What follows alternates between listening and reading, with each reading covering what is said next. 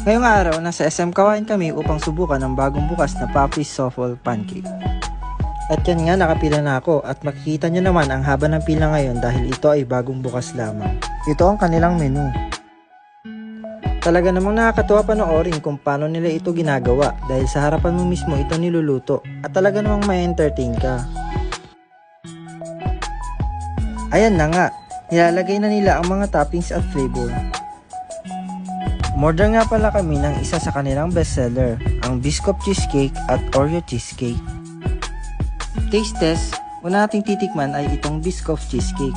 First bite, masarap siya, katamtaman lang yung tamis at ang fluffy talaga.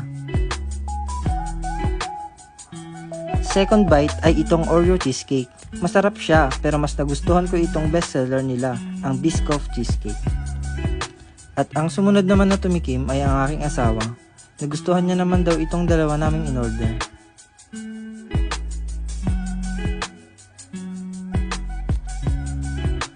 At heto na nga, nagsabay na kami itong ubusin. Sobrang sarap talaga guys. Masarap ito pang dessert pagkatapos mo kumain. Sa mga gusto ito itry, punta na kayo dito sa SM Kawayan. At ang pwesto pala nito ay mismong tapat lang ng pen shop.